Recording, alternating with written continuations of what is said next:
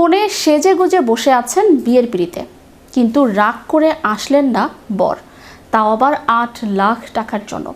গায়ে হলুদ থেকে শুরু করে বিয়ের সব প্রস্তুতি সম্পন্ন। আত্মীয় স্বজনের উপস্থিতিতে মুখরিত বাড়িতে চলছে অতিথি আপ্যায়ন, কিন্তু যার হাত ধরে নতুন জীবনে পা রাখার কথা সেই বরই নিখোঁজ। এ নিয়ে আরও বিস্তারিত থাকছে ডেস্ক রিপোর্টে।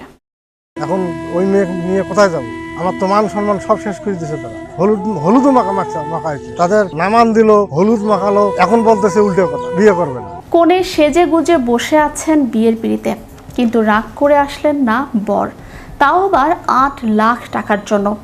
গায়ে হলুদ থেকে শুরু করে বিয়ের সব প্রস্তুতি সম্পন্ন। আত্মীয় স্বজনের উপস্থিতিতে মুখরিত বাড়িতে চলছে অতিথি আপ্যায়ন, কিন্তু যার হাত ধরে নতুন জীবনে পা রাখার কথা সেই বরই নিখোঁজ।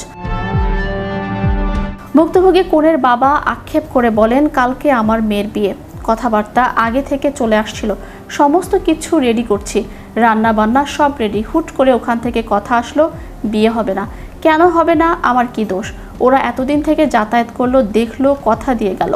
আজকে আমি রান্না বান্না সব রেডি করে রাখলাম, এখন উপস্থিত মুহূর্তে ওরা বলছে বিয়ে হবে না। ঘটনাটি রংপুরের বদরগঞ্জের।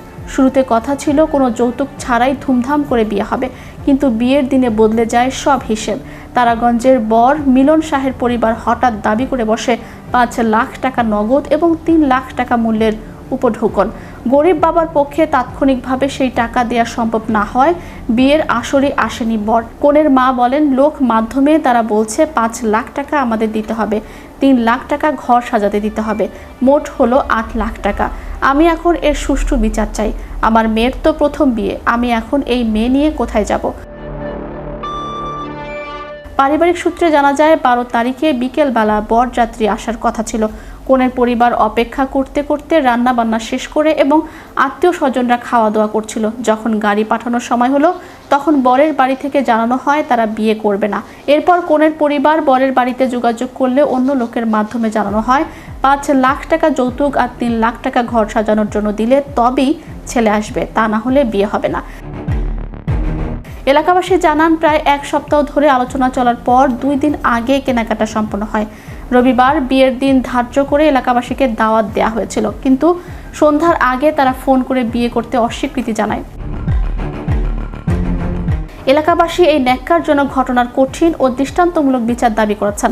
এদিকে ক্যামেরা দেখে কথা বলতে রাজি হননি বরের বাবা, উল্টো দাবি করেছেন ছেলে নাকি বিয়ে না করে বাড়ি থেকে পালিয়েছে। তবে সামাজিক অপমানের বিচার চেয়ে ইতোমধ্যে উপজেলা প্রশাসন ও পুলিশের কাছে লিখিত অভিযোগ দিয়েছে কনের পরিবার।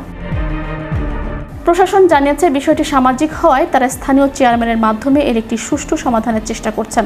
এই লোভী মিলন ও তার পরিবারের দৃষ্টান্তমূলক শাস্তি হবে কিনা এখন সেই অপেক্ষায় কনের পরিবার ও এলাকাবাসী।